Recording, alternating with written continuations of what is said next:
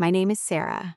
I stood in the freezing, mud-soaked gravel of the county impound lot, staring at what used to be a 1969 Porsche 911. The front end of the vehicle was completely unrecognizable.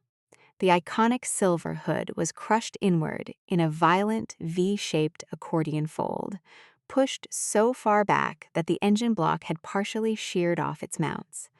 The windshield was shattered into a million opaque diamonds, and the driver's side door was bent outward at a grotesque angle. The smell of leaking coolant, vaporized oil, and scorched rubber hung heavy in the damp morning air. If a normal person had looked at that wreckage, especially a vehicle they had spent 5 years of their life building from a rusted shell, they would have dropped to their knees and cried. They would have grieved the loss of the machine.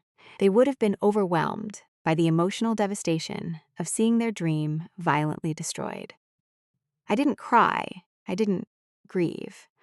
Instead, my eyes automatically began tracing the deformation of the steel frame. I noted the precise angle of the crush depth, estimating it to be at least 32 inches of rearward displacement. I looked at the striations on the crumpled bumper, recognizing the distinct vertical scrape pattern indicating a high-energy impact with a cylindrical object like an ancient oak tree. I looked at the front brake calipers, perfectly intact and firmly clamped against the slotted rotors. My cousin Leo was currently lying in a hospital bed with a fractured radius and 2 broken ribs. He had told the state police, our entire extended family, and his aggressive personal injury lawyer, that the accident wasn't his fault. He claimed that he was driving the speed limit when a deer ran out in front of him. He claimed that he slammed on the brakes, but the pedal went straight to the floor.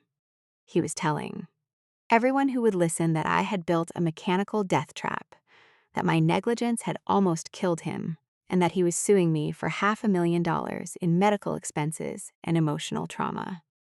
Leo was arrogant, he was manipulative, and he was a spectacular liar. But Leo made one catastrophic mistake when he decided to build a mountain of lies to save his own skin. He forgot what I do for a living. I am a professional crash reconstructionist. I do not work in an office pushing papers. I work for the State Police Forensics Division and occasionally consult for major commercial insurance firms. My entire career is dedicated to analyzing the chaotic aftermath of catastrophic vehicle collisions and extracting the absolute, undeniable truth.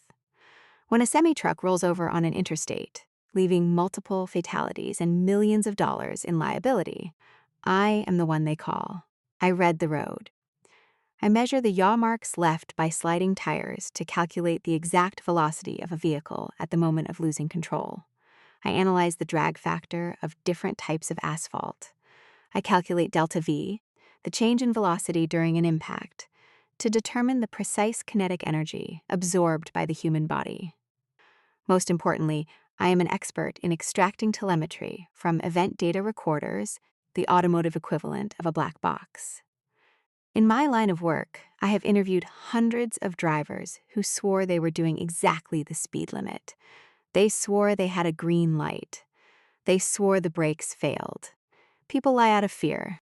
People lie out of pride. People lie to avoid the crushing financial consequences of their own stupidity. But metal does not lie. Physics does not lie. And binary data code definitely does not lie. To understand how my cousin ended up wrapping my car around a tree, you have to understand the car itself. The vehicle sitting in the impound lot wasn't just a car to me. It was a masterpiece. 5 years ago, I bought a rusted, rolling shell of a 1969 Porsche 911 from a barn in upstate New York. Over the next half-decade, I poured thousands of hours and nearly $150,000 into it.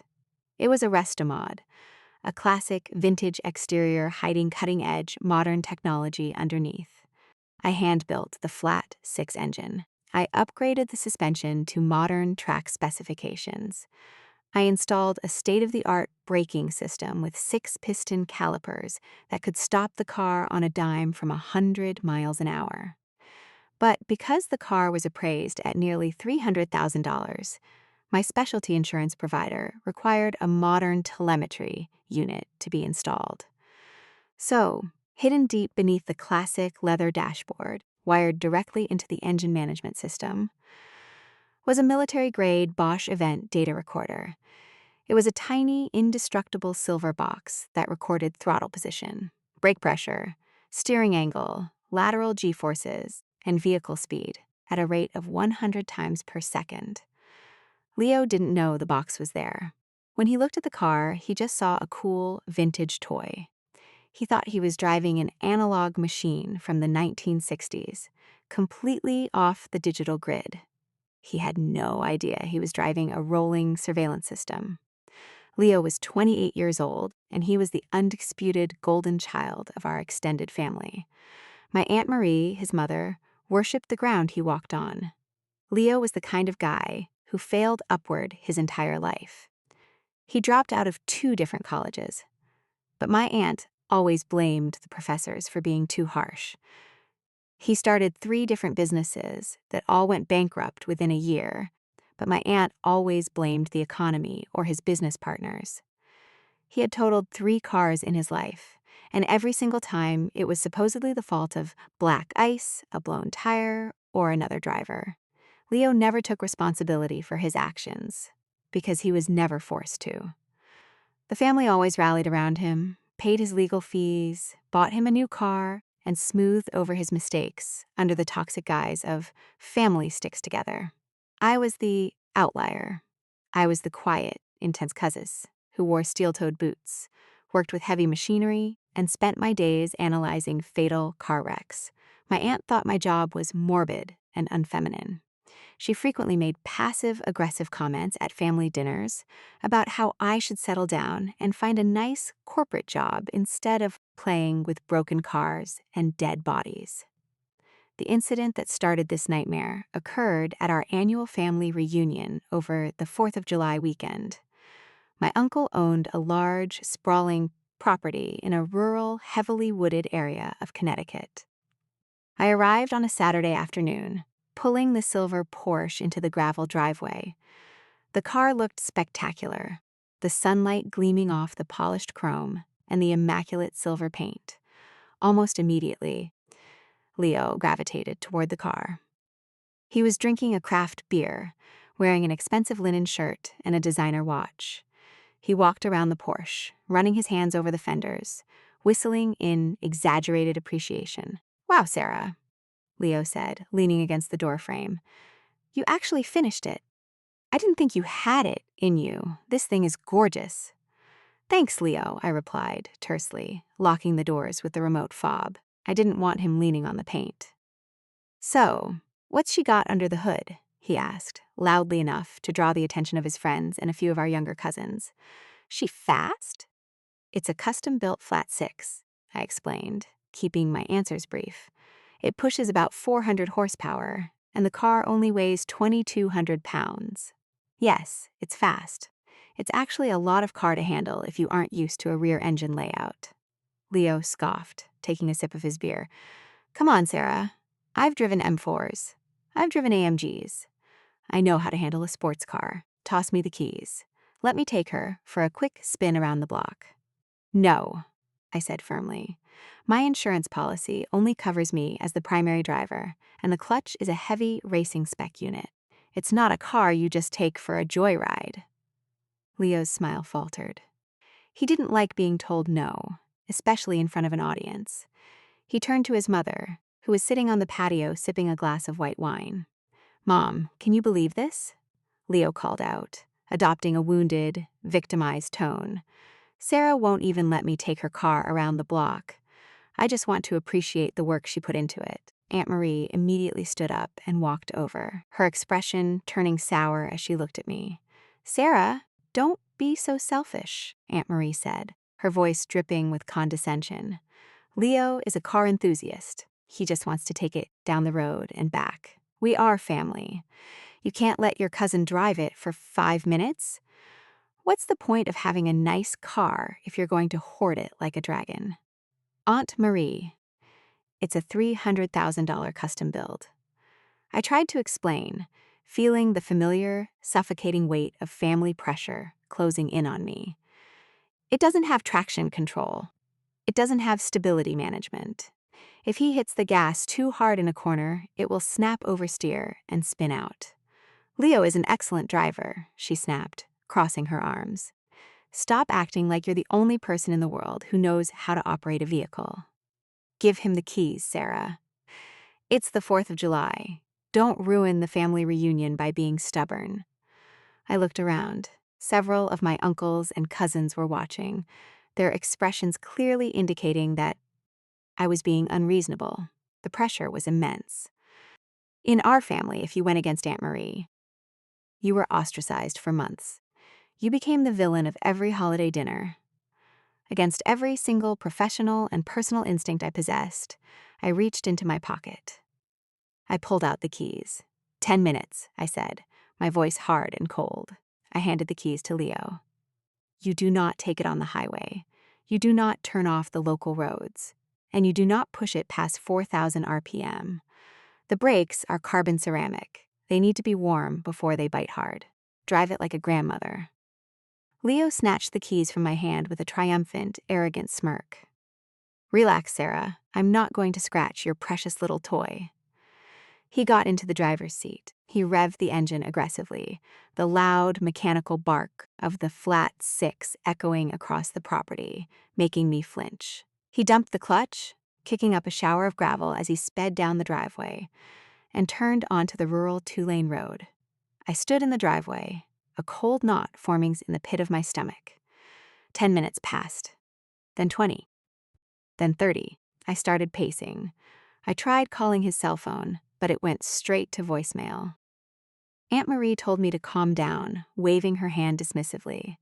He probably just lost track of time enjoying the scenery, Sarah. Stop being so neurotic. At exactly 45 minutes past the hour, my cell phone rang. It wasn't Leo.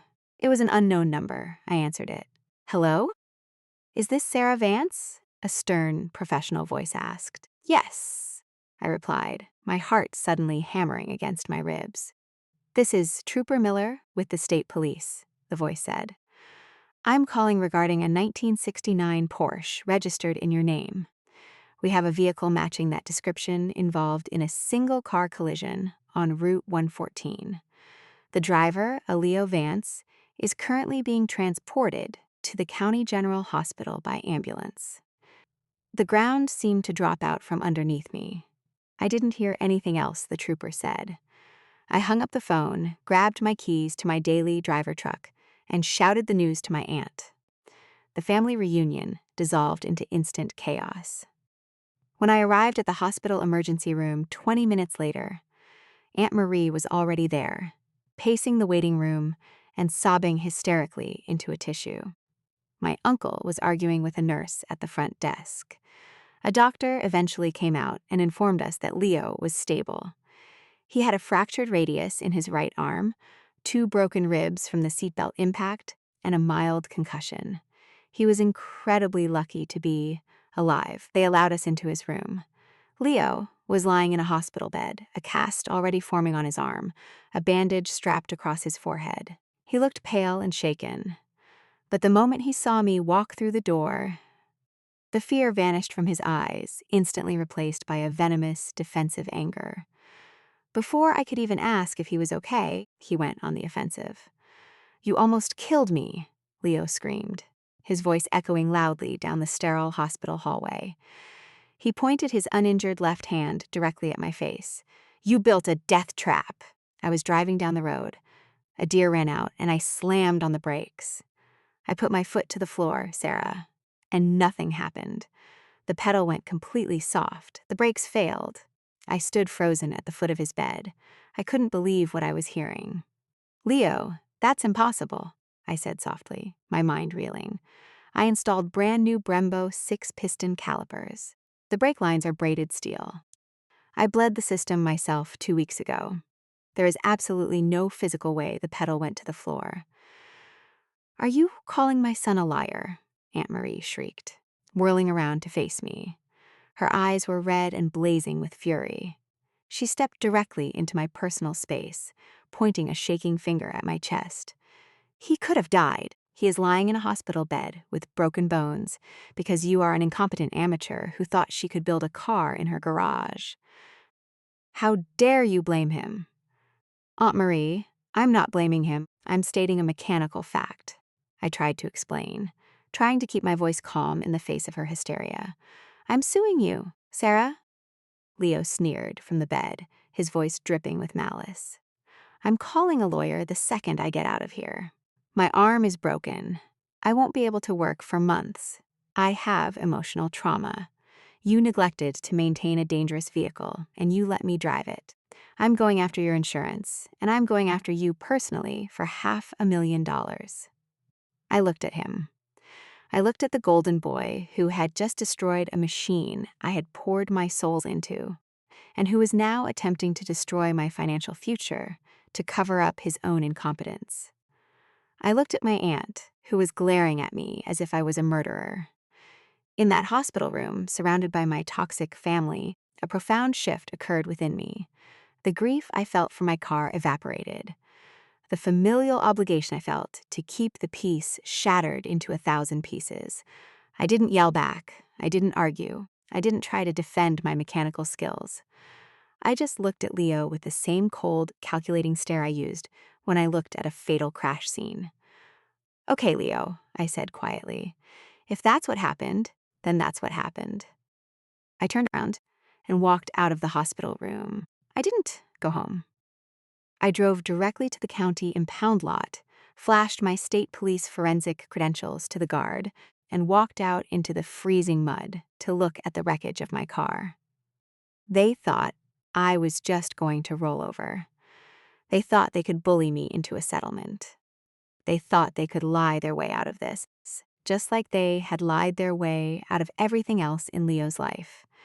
I reached into my tactical jacket and pulled out a heavy, specialized diagnostic cable. I walked toward the crushed, mangled front end of the Porsche.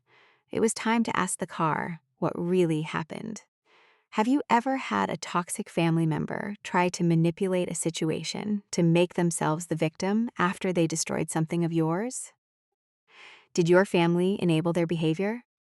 How did you react when you finally realized they would never take accountability? Tell me your story in the comments. I read every single one. The county impound lot was essentially a graveyard for bad decisions. It was a massive fenced-in expanse of crushed metal, shattered glass, and dried fluids. As I walked past rows of totaled sedans and mangled pickup trucks, the sharp, distinct smell of burnt synthetic oil and deployed airbags filled the air. I stopped in front of my Porsche, or, more accurately, what was left of it. Seeing the car again, away from the adrenaline of the initial hospital visit, the true scale of the devastation became apparent. The force required to push a reinforced steel chassis that far inward was immense. This wasn't a minor fender bender caused by a deer jumping into the road. This was a catastrophic, high kinetic energy event. I didn't waste time mourning the loss of the vehicle. I climbed over the twisted metal of the passenger side, careful not to slice my jacket on the jagged edges of the shattered window frame. I reached under the passenger seat, peeling back a section of the custom leather carpeting.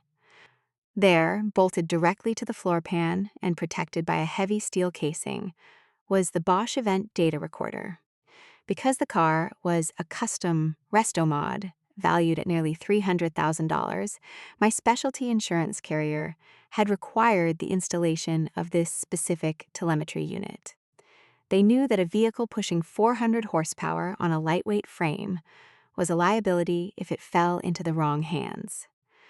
They wanted a digital witness in case of a total loss. I pulled my rugged Panasonic Toughbook from my tactical bag and connected a specialized heavy-duty diagnostic cable to the hidden OBD port on the side of the steel casing. I powered up the laptop. The wind howled across the impound lot, biting through my jacket, but I barely felt it. I was in my element. I launched my forensic extraction software. The screen flickered, a progress bar appearing as the software initiated a secure handshake protocol with the EDR's encrypted memory bank. Connection established. Downloading pre-crash telemetry. The download took less than 2 minutes. The EDR doesn't record video or audio. It doesn't care about excuses. It simply records raw, objective, hexadecimal data. It records the exact mechanical state of the vehicle at a rate of 100 times per second, focusing heavily on the crucial 5 seconds prior to an impact. When the download finished, I unplugged the cable, climbed out of the wreckage, and walked back to my truck. I turned on the heater, sat in the driver's seat, and began the translation process. I ran the raw hexadecimal code through my specialized collision analysis software, watching as the binary data transformed into a series of clear, undeniable graphs and spreadsheets. I pulled up the timeline for the final 5 seconds before the crash. The first metric I checked was the vehicle speed sensor.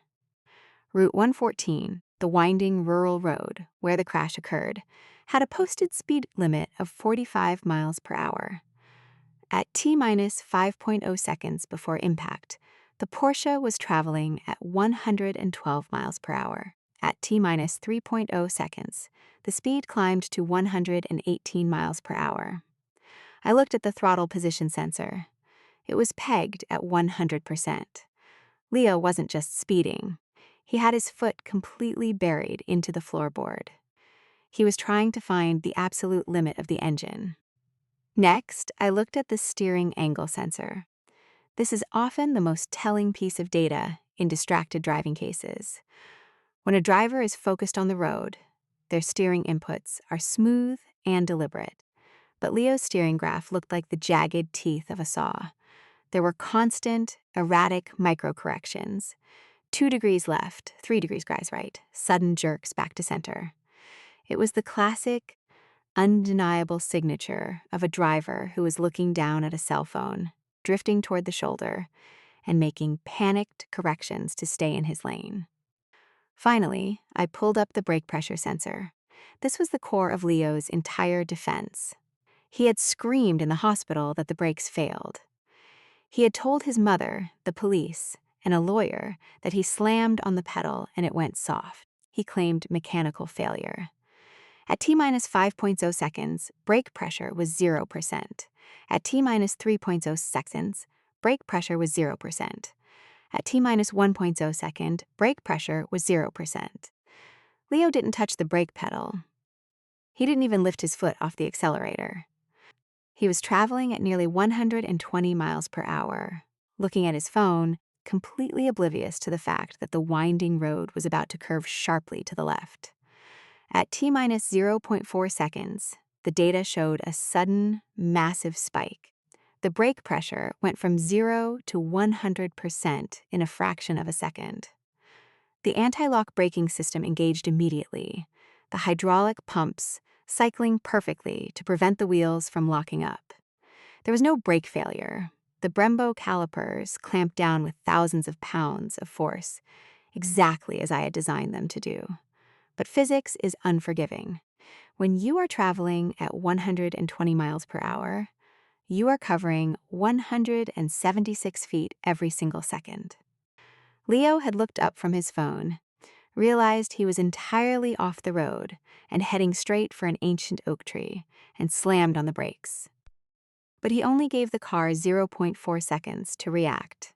He gave the car less than half a second to shed over 100 miles per hour of kinetic energy. It was mathematically impossible. The final data point on the spreadsheet was the delta V, the sudden change in velocity at impact. The car went from 106 miles per hour to 0 in less than a tenth of a second. The kinetic energy absorption was so massive that it was a miracle the engine block hadn't pushed completely through the firewall and crushed Leo in half. He wasn't sitting in a hospital bed because he was a good driver. He was sitting in a hospital bed because I had spent 3 weeks welding a reinforced roll cage into the chassis of that car. I had literally saved his life, and he was trying to ruin mine in return. I saved the data report to 3 different encrypted flash drives. I didn't call Leo. I didn't call my aunt. I simply started my truck and drove home in silence. A week passed. The family drama escalated exactly as I knew it would. My phone was inundated with text messages and voicemails from various aunts, uncles, and cousins. The narrative had firmly crystallized. I was a negligent car builder who had almost killed the golden child, and I was being cold and heartless by refusing to visit him in the hospital or apologize. Aunt Marie left a particularly aggressive voicemail, demanding that I contact my insurance company immediately to process Leo's medical claims. Then, on a Tuesday afternoon, a heavy, certified package arrived in my mail. It was a formal demand letter from a sleazy, high-volume personal injury law firm located in the city. The kind of firm that advertises on billboards and the backs of city buses. I sat at my kitchen table, drinking a cup of black coffee, and read the letter. The attorney's language was aggressively hostile. The letter accused me of gross mechanical negligence and reckless endangerment. It claimed that Leo was suffering from severe physical injuries, PTSD, and a total loss of earning capacity. The letter formally demanded a settlement of $500,000 to be paid out from my specialty classic car insurance policy. The final paragraph was a direct threat. It stated that if the insurance company refused to settle the claim within 30 days, the law firm would file a civil lawsuit against me personally, seeking punitive damages that would likely bankrupt me. They threatened to seize my house, my savings, and garnish my wages. They thought they had me backed into a corner. They thought I was just a hobbyist mechanic who would panic at the sight of legal letterhead and immediately cave to their demands to avoid a lawsuit. I finished my coffee. I picked up the demand letter, my laptop, and the encrypted flash drives, and drove downtown to the regional headquarters of my specialty insurance provider. Because the insured vehicle was a high-value custom build, I wasn't dealing with a low-level claims adjuster working in a call center. I was assigned to a senior special investigations unit, SIU, adjuster named Robert. Robert was a former state police detective, a man who had spent 30 years looking at insurance fraud and smelled a lie from a mile away. I sat across from him in his glass-walled office. I didn't just hand him a written statement. I handed him a masterclass in Crash Reconstruction. I slid a thick, 50-page binder across his desk. It contained my full forensic report. "What's this?" Robert asked, raising an eyebrow as he opened the heavy binder. "That is the absolute truth," I replied calmly. The binder contained everything. It had high-resolution photographs I had taken at the impound lot, documenting the precise striations on the bumper and the intact, fully functional brake calipers. It had an analysis of the road conditions, the yaw marks, and the estimated drag factor of the asphalt on Route 114. But the crown jewel of the report was the telemetry data. I handed Robert one of the encrypted flash drives.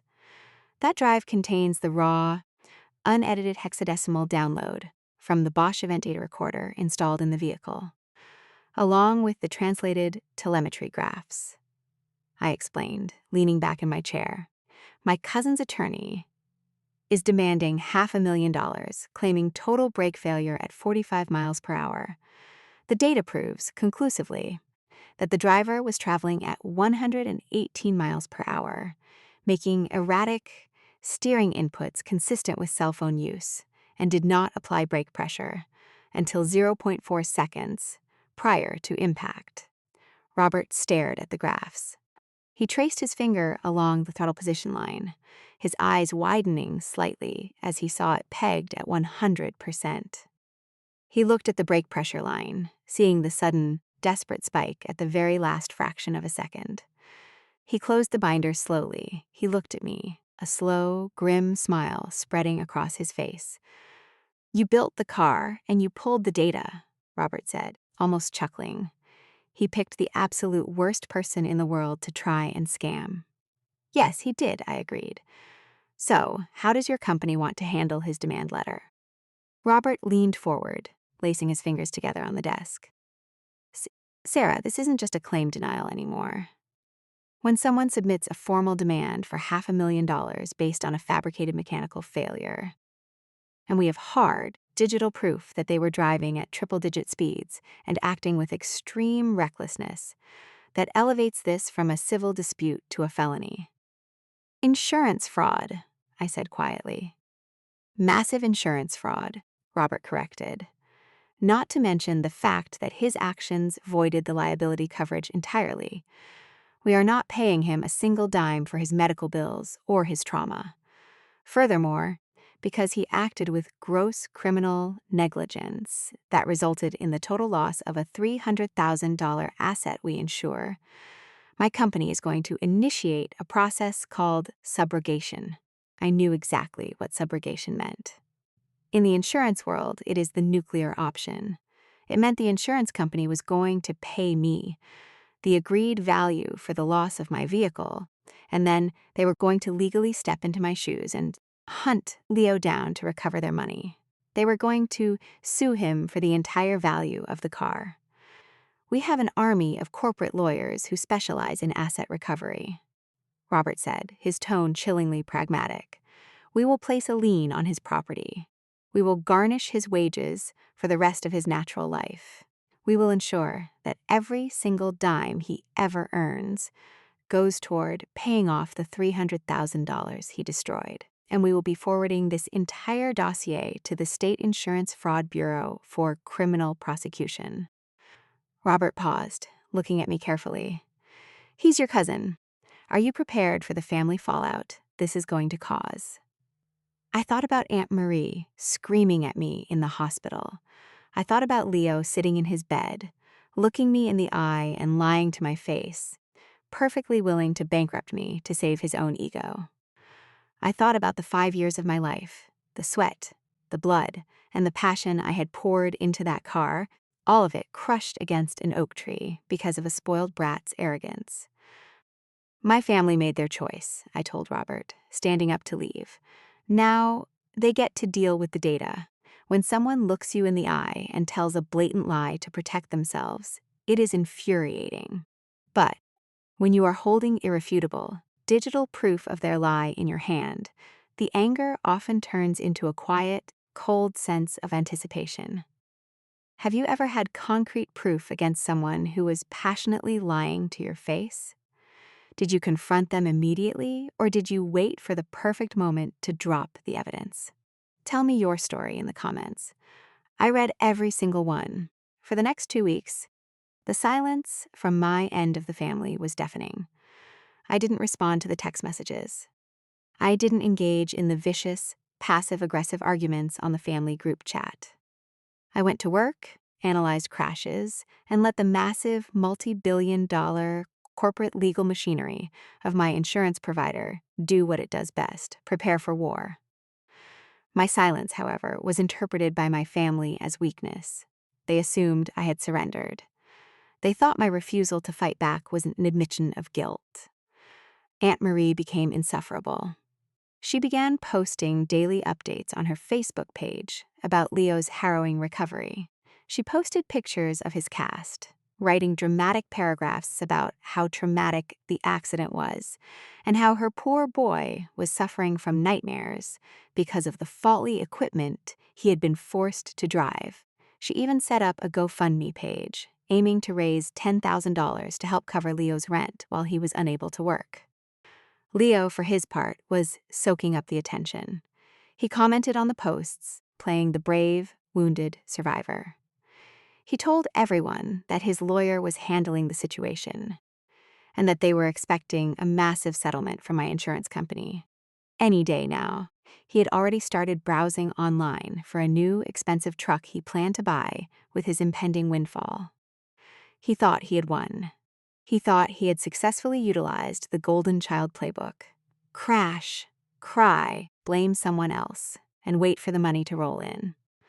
But Leo was about to learn a very brutal lesson about the difference between family politics and corporate liability. The hammer dropped on a crisp Friday morning in early August. Leo's personal injury lawyer, a man who built his entire career on loud commercials and quick contingency settlements, was sitting in his office expecting a standard counteroffer from my insurance provider. Instead, a courier arrived and handed him a massive, heavily bound legal packet. It wasn't a settlement offer. It was a formal motion to dismiss with prejudice, accompanied by a blistering counterclaim for fraudulent misrepresentation. Attached to the motion was the 50-page crash reconstruction report I had authored, complete with the Bosch EDR telemetry graphs, the delta V calculations, and high-resolution photographs of the intact brake calipers. Personal injury lawyers who work on contingency only make money if they win the case. They rely on their clients telling them the truth. When a lawyer submits a formal demand letter to an insurance company claiming mechanical failure, and the insurance company responds with irrefutable digital proof that the client was driving 118 miles per hour while texting, it creates a massive ethical and financial disaster for the law firm. The lawyer realized instantly that Leo had lied to him. He realized that if he pursued this case in court, the insurance company's corporate attorneys would obliterate him, and he could potentially face sanctions for filing a frivolous and fraudulent lawsuit. Less than an hour after reading the report, the lawyer called Leo. He didn't call to offer words of comfort. He called to formally drop him as a client. He informed Leo in no uncertain terms that the case was dead, that he was withdrawing his representation immediately, and that he would be sending Leo an itemized bill for the 40 hours of paralegal work his firm had already wasted on the fraudulent claim. Leo panicked. He tried to argue, but the lawyer hung up on him. That afternoon, the real nightmare began for my cousin. Leo was sitting on the couch in his mother's living room, icing his arm and feeling sorry for himself when the doorbell rang. Aunt Marie opened the door to find a man in a plain polo shirt holding a thick manila envelope. "Leo Vance?" the man asked. Aunt Marie frowned. "Yes, he's my son. He's resting. Can I help you?" "Are you authorized to accept service on his behalf?" the man asked. Service? Service for what?" she asked, confused. The process server didn't answer. He just handed her the envelope, said, "You've been served," and walked back to his car. Aunt Marie brought the envelope into the living room and opened it with Leo. It was a civil lawsuit filed in the state superior court. The plaintiff was not Sarah Vance. The plaintiff was the Specialty Classic Car Insurance Conglomerate. The lawsuit was a terrifying, dense document filled with uncompromising corporate legalese. It officially initiated the subrogation process. The insurance company informed Leo that they had paid out the agreed value of the total loss, $300,000, to their insured client, Sarah Vance. They were now holding Leo, personally and entirely liable for the destruction of the asset. They were suing him for $300,000 in property damage. They added $50,000 in investigative fees, SIU deployment costs, and legal retainer fees. They were demanding a total of $350,000, payable immediately. The lawsuit explicitly stated that because the damage was caused by gross criminal negligence and fraud, the debt could not be discharged in a standard Chapter 7 bankruptcy.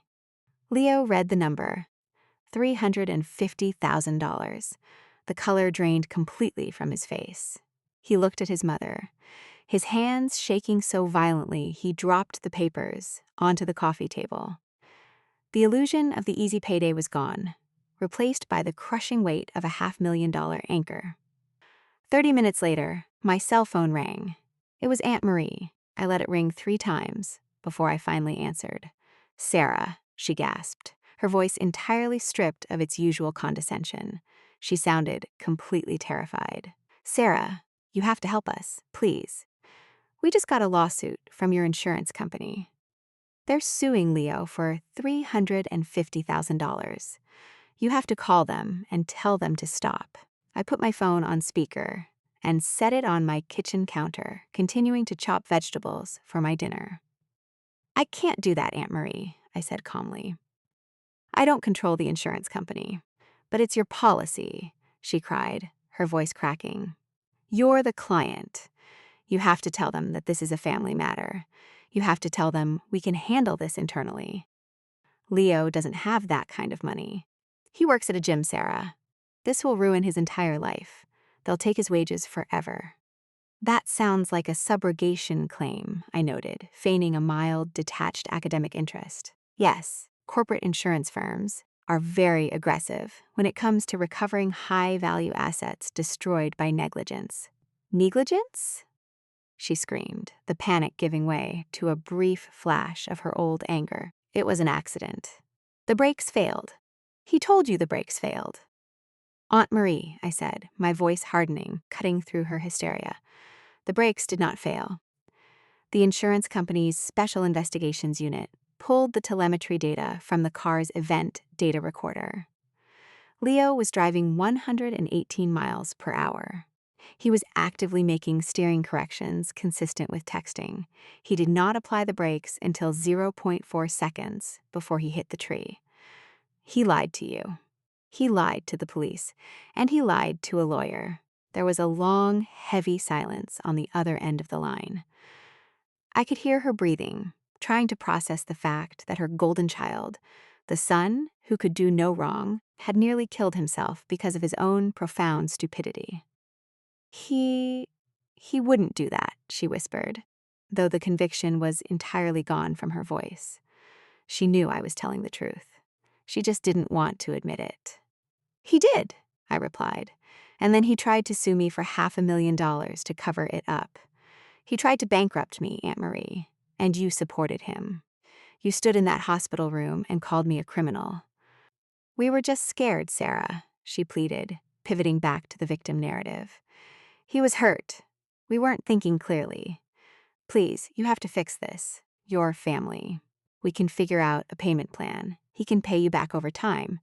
Just call the insurance company and withdraw the claim.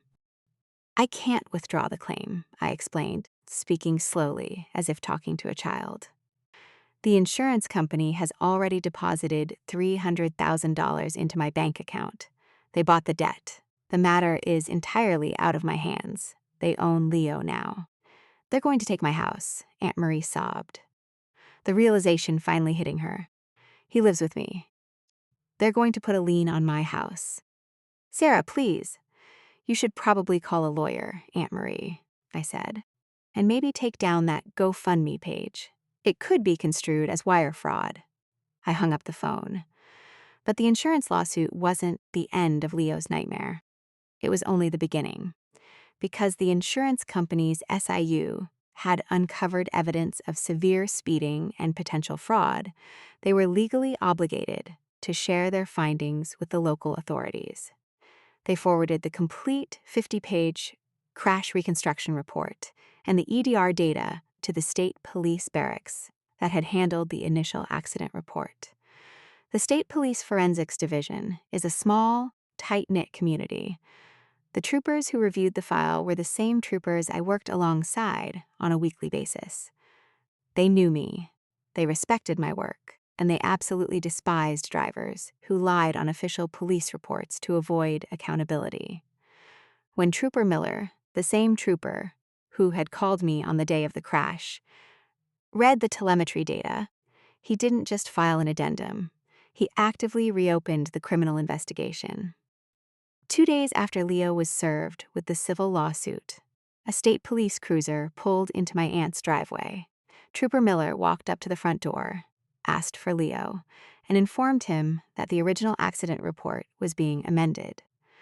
Leo was not cited for failure to maintain lane. He was officially charged with reckless driving, a severe misdemeanor in our state that carries mandatory license suspension and potential jail time.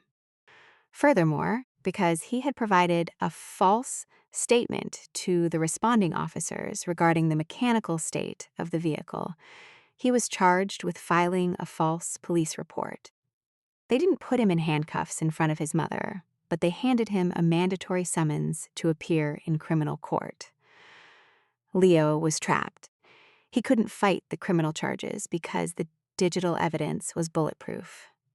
He couldn't fight the civil lawsuit because he had no money to hire a defense attorney, and no corporate lawyer was going to take a subrogation defense on contingency. His entire world, built on a foundation of parental enabling and constant bailouts, collapsed under the crushing, uncompromising weight of objective data. For 28 years, Leo had operated under the assumption that if he whined loudly enough, if he played the victim convincingly enough, someone else would clean up his mess. He thought the real world operated like his mother's living room. He never realized that out in the real world, actions have mathematical consequences, and corporations do not care about your feelings. Have you ever watched an incredibly entitled person realize, in real time, that their usual manipulation tactics are completely useless against hard facts and consequences? Did they try to double down, or did they completely collapse under the pressure? Tell me your story in the comments. I read every single one. The criminal justice system is not known for its speed, but when it is handed a case wrapped in irrefutable digital telemetry data, it moves with a terrifying efficiency. Leo did not go to trial. You cannot go to trial and argue against a Bosch event data recorder unless you have hundreds of thousands of dollars to hire forensics software experts to contest the algorithm, and Leo did not have a dime to his name. His court-appointed public defender took one look at my 50-page crash reconstruction report and strongly advised him to take the very first plea deal the prosecutor offered. 3 months after the crash, Leo stood before a state judge. He pled guilty to reckless driving and filing a false police report. The judge, clearly disgusted by the fact that Leo had attempted to blame a mechanical failure to extort money from a family member, did not go easy on him. Leo was sentenced to 2 years of supervised probation. His driver's license was immediately suspended for 24 months. He was ordered to pay $10,000 in state fines, and he was required to complete 200 hours of community service, primarily involving picking up trash along the very same rural highways he used to speed down. But the criminal penalties, as severe as they were merely a slap on the wrist compared to the financial execution administered by the civil courts. Because Leo pled guilty to the criminal charges, the specialty insurance company's civil subrogation lawsuit became a slam dunk. They didn't even have to argue negligence in court. His guilty plea was a legal admission of fault. The insurance conglomerate filed a motion for summary judgment, and the civil court judge granted it without hesitation. Leo was officially ordered to pay the insurance company $350,000. In the United States, when a massive corporation holds a civil judgment against you for property damage resulting from criminal negligence, they do not simply send you a polite bill in the mail. They unleash an army of asset recovery specialists. The insurance company immediately garnished Leo's wages. By law, they were entitled to take 25% of his gross income before he ever saw a penny of it. Because he lost his driver's license, Leo couldn't commute to the city for any decent-paying jobs. He was forced to take a minimum wage position stocking shelves at a local grocery store within walking distance of his mother's house. Every 2 weeks, he received a check that was already bled dry by the corporate garnishment. He was essentially working as an indentured servant to pay off a 1969 Porsche he had destroyed in 30 minutes. The financial devastation quickly spilled over onto the enabler who had protected him his entire life. Aunt Marie realized that her golden child was never going to be able to pay off a $350,000 debt on a grocery store salary. The interest alone was crushing. Desperate to protect her son from a lifetime of poverty and corporate harassment, Aunt Marie made the ultimate sacrifice on the altar of toxic enabling. She went to the bank and took out a massive second mortgage on her own home. She liquidated her retirement savings. She drained her 401k. She handed over hundreds of thousands of dollars to the insurance company to settle the judgment and get the corporate lawyers off her son's back. Aunt Marie had spent her entire adult life making excuses for Leo, but this time, the excuse cost her the financial security of her twilight years. She will likely have to work well into her 70s just to keep her house, all because she couldn't bring herself to hold her son accountable for his own arrogance. The fallout within our extended family was atomic. Half of the family refused to speak to me, viewing me as a traitor who had weaponized a multi-billion-dollar corporation to bankrupt my own aunt and cousin. They whispered at Thanksgiving dinners that I was cold, calculating, and ruthless. They claimed that I should have never installed a spy box in the car, as if the telemetry unit was the villain rather than the man driving 118 miles per hour. The other half of the family quietly took my side, finally exhausted by Aunt Marie's constant demands for sympathy and Leo's endless string of catastrophic failures. But even those who supported me kept their distance. They realized, perhaps for the first time, that I was not someone to be trifled with. They realized that beneath my quiet exterior was a woman who dealt in absolute facts and severe consequences. I didn't care about the gossip. I didn't care about being uninvited to family reunions. The peace that came from cutting out the most toxic, manipulative members of my bloodline was worth more than any family dinner. While Leo was stocking shelves and Aunt Marie was signing away her retirement, I was moving forward. The insurance company paid me the full agreed value of $300,000 for the total loss of the Porsche. When the money hit my bank account, I had a decision to make. I could have bought another vintage 911.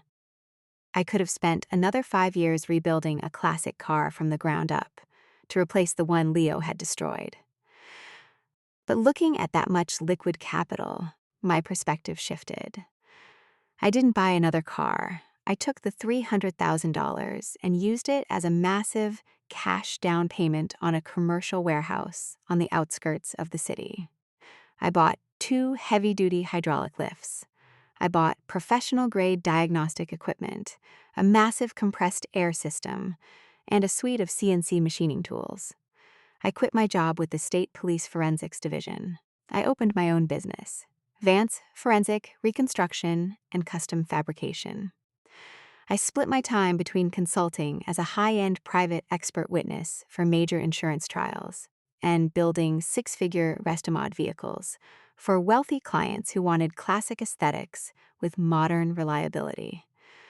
Because of my background in crash reconstruction and structural integrity, my custom builds became highly sought after by clients who valued safety just as much as horsepower. My business exploded. Within 2 years, I had 3 full-time mechanics working under me and a waiting list of clients stretching out for 18 months. The destruction of my Porsche, the worst moment of my automotive life, had actually provided the exact financial leverage I needed to build my dream career. I won. I secured my future, built an empire, and watched the people who tried to destroy me collapse under the weight of their own lies.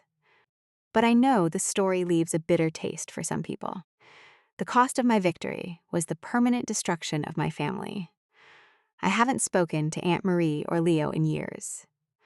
My cousin is a convicted criminal, trapped in a dead-end life in his mother's basement, while she works herself to the bone to pay off his debt. The car I poured my heart into, the machine I bled over for 5 years, is gone forever, crushed into a cube of scrap metal in a junkyard somewhere. Some people will argue that I went too far. They will say that when Leo threatened to sue me for $500,000, I should have just handed the data to the insurance company and walked away, rather than actively encouraging the SIU investigator to pursue a subrogation claim that destroyed my aunt's retirement.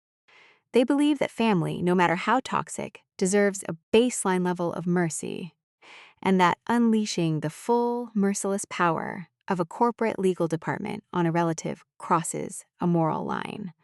But there is a fundamental truth about dealing with golden children and their enablers. They view mercy as weakness. They view forgiveness as an invitation to exploit you again. If I had protected Leo, if I had somehow shielded him from the financial ruin he caused, he never would have learned a thing. He would have just found another victim, another excuse, and another lie. I didn't destroy his life. The data destroyed his life. I just provided the translation. So I will ask you this. If a family member completely destroyed something you loved, blamed you for it, and then tried to sue you for $500,000 using a fabricated lie, would you have shown them mercy? Would you have protected them from the consequences to save the family peace? Or would you have handed the hard drive to the corporate lawyers, walked away, and let the crushing weight of the truth bankrupt them forever? Tell me honestly in the comments. I read every single one.